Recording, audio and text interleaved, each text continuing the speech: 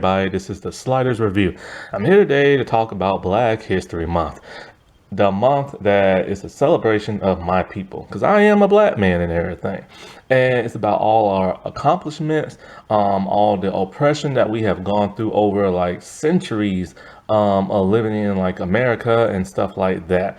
And even till this day, we are still being oppressed. And so I'm here today to talk to you about certain characters or TV shows or episodes that revolve around Black History Month that I personally enjoy.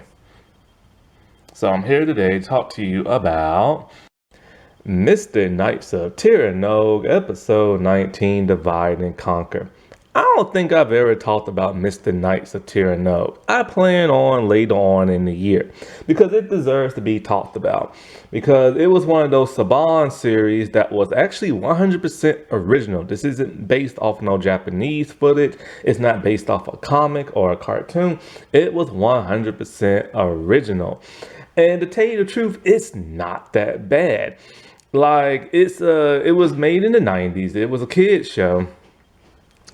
But it was never perfect. But for the most part, it was never terrible either. Like, I'm all for this fantasy type stuff. Some people online have called this Game of Thrones before Game of Thrones or Game of Thrones. I wouldn't go that far, but basically any type of fantasy thing you can think of, Harry Potter, Legend of the Seeker, stuff like that, Hercules and Xena. It's kind of like this, but more watered down, because it was a kid's show and it's a Saban property. It was filmed completely in Ireland. And so but because Saban is so cheap and he hates putting money into anything, it got canceled and its budget went to that of Power Rangers Lost Galaxy and the English dub of Digimon. And so, but for the most part, like I said before, it wasn't that terrible of a series. Like, there was some very doable things. The cast is great. The location is great. The costumes are pretty good for the most part. The story is overall pretty good for the most part as well. The only problem with this series is that sometimes the CGI isn't that great, especially in the beginning couple episodes, but it gets better as time goes on. And the action wasn't all that great either. It was kind of dull and boring. Basically, if they're in their civilian forms, like, there's a sword fight in this episode, which actually is pretty cool. But the problem is with the action, the camera always stands on one motion. It doesn't move around. It's always focused on one scene, and they just fight, and it's kind of just okay. And whenever they will suit up, then the action got dull and boring and everything. They moved very slow. They just pointed their weapons and let it fire at people. And I always hated that. And some of the CGI just isn't all that like stellar and stuff. Sometimes it is, sometimes it's not. I've actually talked to one of the people who was on the show, the fairy lady and stuff like that. And she's actually surprised that people actually remember this show. But yeah, so this episode, of course, because it's Black History Month, it revolves around Prince Ivar. And so, because I haven't seen this since I was a kid, which, by the way, I haven't even finished the entire series because I had to go to school back in the day. And so I've never really finished it. But from what I can't really remember, I don't remember there really being any solo Ivar episodes. And this is the only one I could find online. And it does deal with him, yes, but he's not even the main person who's the main bad person. So it's just one of those situations, sadly. But for the most part, he is in it for a good chunk. And so basically with this episode is that Queen Maeve is a very evil sorceress, and she wants to take over the land of Kells and the kingdom. And so Maidar, he is some type of weird pixie type thing or whatever. I don't know exactly what it is, but he's really short, like tiny short. Like a couple of centimeters, a couple of inches tall and stuff. And he has like this dark kingdom, and she wants to rule by his side and all this other stuff, but she wants Kells. And so Kells is Princess Deidre and her father, the king, they rule this land and everything. So the evil people just want to like take it over, right? At some point in time, I forget exactly how. Like I said, I gotta rewatch this to get my bearings before I ever do a rundown review. And so, for however reason, these four people was granted mystical armor, ancient mystical armor to help defeat the bad guys. There's a fifth one, but he comes in much later. And Prince Ivar from his kingdom was chosen. Now, the entire cast is Irish and everything because it was filmed in Ireland. However, the actor who plays Prince Ivar, he is British. And so, like, but there are black people in Ireland. I found that out a couple of years ago and I was shocked because you never hear about them. But after talking to two actresses and everything from Ireland, they said, yeah, there are black people there, but their television shows really just don't depict them, and they're trying to do better. Why does everybody hate us? I don't understand it. It don't matter what country you're in. Asian people hate us, white people hate us, Jewish people hate us, and it's just like, why us? Indian people hate us, like, why? What do we do? We did absolutely nothing. And so, like, the dude who plays Ivar, they used to have a toy line back in the day, but sadly, he is the only black person on the show, and they made his toy white. He's not white, he's black. And that's a discrimination right there. And it really pisses me off. And so I never seen the actual toy line in person, but I've seen it like on the internet. And that has to be very hurtful to be the only black person of this show. And you get made white on your toy line. And it's just so disrespectful. But anyway, as him and the rest of the people in the main hall gathering, talking about like a certain invasion that's going on, there is a ship off the coast.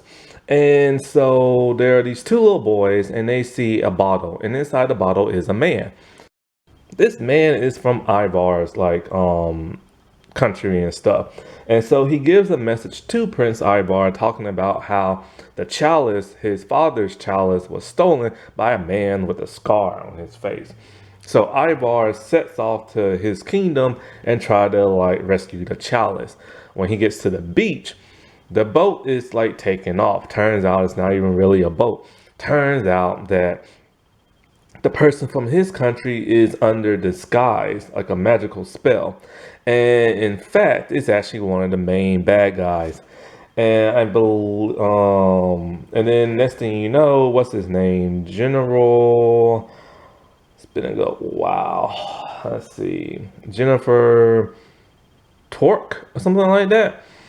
He, wants to he's the one who come up with this whole ruse, and he's the one who stole the chalice because he has the scar on his face. This angers Ivar, and so he decided to fight both guys at the same time with his magical trident. And his magical trident has the ability to call on water and stuff. And so the general knows he can't defeat that trident. It's too powerful of a weapon. So he tricks Ivar to get rid of it and fight him with more conventional weapons. And this is where we get the sword battle. And it was actually a pretty decent sword battle. Not spectacular or nothing, but it was just all right. And so the two boys from earlier in the episode, they're spying and watching. And so the general uses this magical crystal to make Ivar really tiny and puts him inside that of the bottle. Then he puts a scorpion inside. And I gotta give it up to the CGI department. That scorpion looked pretty convincing and stuff. And Ivar, that man ain't no punk. So he took his trident and he's fighting the scorpion inside the bottle and stuff. But he's unable to transform because he's so tiny. And so over in the kingdom, Mydor put a magical fog that makes everybody go to sleep in the castle. Just about everybody. The princess is out and the king and other people are out. And so Adine, the fairy person, she goes to that of the wizard dude. And so they trying to come up with a way to fix it. By this time, I'm trying to think of these people's name. Ronan and Angus, they are in a tent talking to some of the generals about this so-called attack that happened, but they can find no sign of it. Turns out the person who told them that was under a spell by Mydor. So they realize it's some kind of ruse. And so they tell him about how Ivar has left on a boat. And so the general dude's all like, there's no boat on the coastline because my men would have saw it. So they knew something's up. So the next thing you know, Aideen, the fairy, she comes in and she tells them, like, everybody's asleep in the castle, blah, blah, blah, blah, blah. So they head to the beach. They find, the general, and they find like Ivar in a bottle. So both of them transform, and once again the fighting is very lame because they don't really fight. They just use their weapons and shoot out whatever it is they shoot. I always hated that about the series. And so like they are able to free Ivar and everything. And next thing you know, they go back to the castle. Maeve is now on the throne and she is happy because she wants to take over because everybody's asleep. But in comes the three Mystic Knights. And so Ivar transformed off screen. And so with that, they scare her away because she knows she cannot defeat three Mystic Knights all by herself. And it would have been four if they would have woke up the princess, but she's asleep. Anyways, they wake up the princess and everybody else, and the wizard comes in, but of course he's too late and blah, blah, blah, blah, blah. And so for the most part, it's not really that strong of an Ivar episode, but the thing that's really cool is that he was willing to leave his cause of being a mystic warrior and everything and help out his people who he technically abandoned to go hang out with the Mystic Knights. Kind of like a Black Panther thing. I always thought that was weird. He's the king of Wakanda and they're like champion and stuff, but yet he went to America to be like an Avenger. And so Ivar is very similar to this.